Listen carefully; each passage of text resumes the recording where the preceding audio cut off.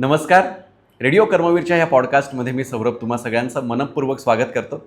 आजचं पॉडकास्ट खास आहे आणि आपले पाहुणेही तितकेच खास आहेत.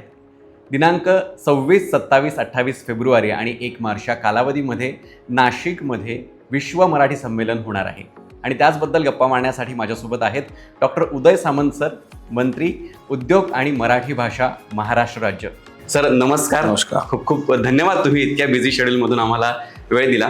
आणि नाशिककरांकडून मी स्पेशल तुमचे थँक्स म्हणेन, कारण तुम्ही नाशिकमध्ये हे संमेलन होणार आहे ही खूप मोठी गोष्ट आहे. सर, कुसुमाग्रजांच्या भूमीत हे संमेलन होतंय, तर एकंदरीत काय भावना आहे त्याबद्दल काय सांगाल सर?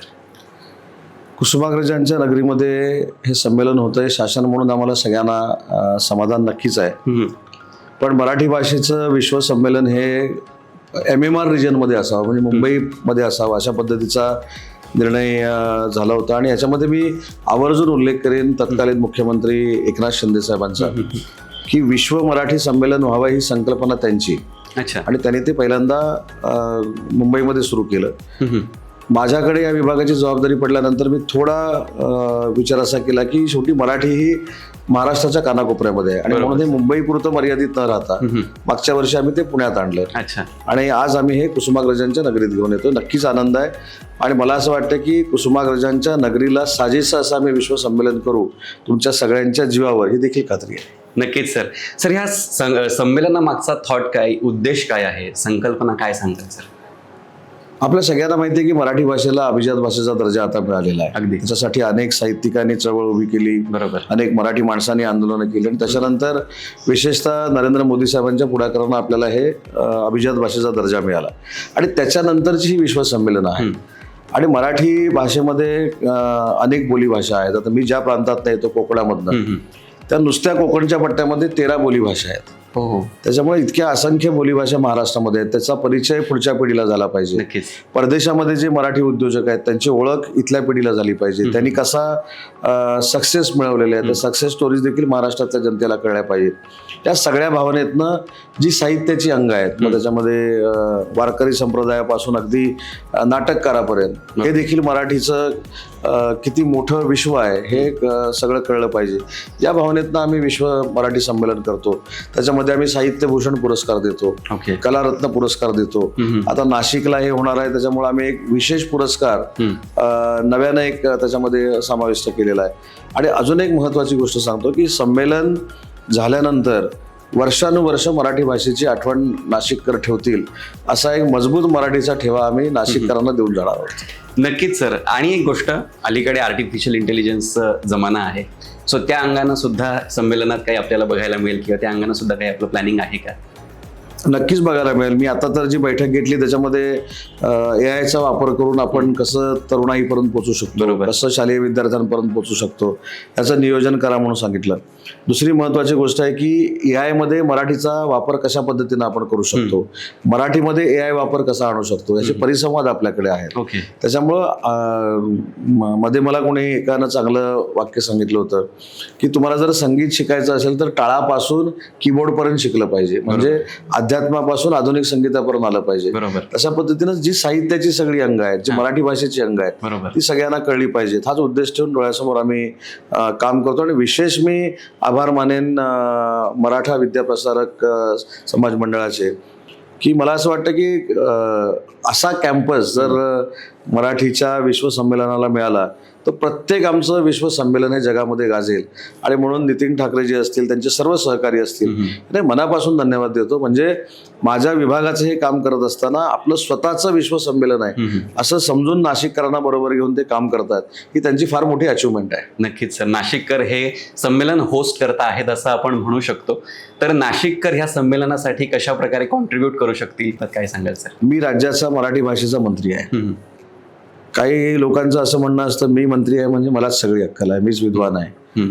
पण अशा भावनेतनं मी आजपर्यंत काम केलं नाही. आज मी सकाळपासून सगळ्या बैठका घेतल्या, त्याच्यामध्ये नाशिकच्या सगळ्या विद्वान लोकांशी देखील मी चर्चा केली, साहित्यिकांशी चर्चा केली, संस्थांच्या लोकांची चर्चा केली. त्यांनी जे काय अजून आम्हाला ॲडिशनल सांगितलं त्याच्यामध्ये ते सगळेच्या सगळे आम्ही कार्यक्रम घेतले. उदाहरणार्थ काही लोकांनी सांगितलं की आम्हाला गझल कट्टा करायचा, आम्ही सांगितलं मराठी गझल कट्टा करा, आम्हाला काहीच अडचण नाही. काही लोकांनी सांगितलं की आम्हाला चित्रकलेच्या स्पर्धा घ्यायच्यात, आम्ही सांगितलं शेवटी आमच्यामध्ये जेवढा लोकांचा सहभाग होईल तेवढं ते विश्वसंमेलन मोठं रूप घेणार आहे. बरोबर. मलाच पाहिजे, माझ्याच डिपार्टमेंटच्या लोकांना कळतं, ही जर खोटी आकांक्षा डोळ्यासमोर ठेवून आम्ही गेलो तर आम्हाला सक्सेस मिळणार नाही. याचा अनुभव मला पुण्यामध्ये देखील आला, कारण पुण्यातलं संमेलन देखील पुणेकरांनी उचलून धरलं. बरोबर. तसं नाशिकचं संमेलन हे नाशिककर उचलून धरतील. अगदीच अगदीच. सर, आणि एक गोष्ट अशी विचारायची की असं म्हटलं जात आहे की मराठी भाषा ही लुप्त होत चालली आहे, तर त्याचाही संमेलनामध्ये काही कशा प्रकारे आपण हे करणार आहोत की जेणेकरून हा जो गैरसमज आहे तो पुसला जाईल, त्या संदर्भातले काही परिसंवाद असणार आहेत का? नाही, असं म्हणणारे जे आहेत त्यांनी मला असं वाटतं की इंग्रजीकडनं किंवा इंग्रजांकडनं सुपारी घेतली.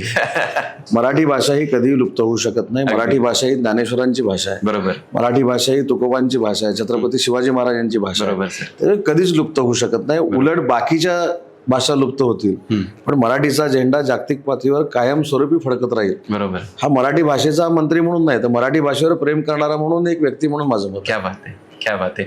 सर, तुमचं वैयक्तिक शेड्यूल प्रचंड बिझी असतं, तुम्ही प्रवासात असतात, ठिकठिकाणी तुमचे दौरे असतात, मग या सगळ्यामध्ये तुम्ही तुमचा जो मनोरंजनाचा भाग आहे तो कसा सांभाळतात, कशा प्रकारे तुम्ही वेळ देतात? कारण मनोरंजन हे प्रत्येकाच्या आयुष्यातला एक अविभाज्य घटक आहे असं आपण म्हणू शकतो.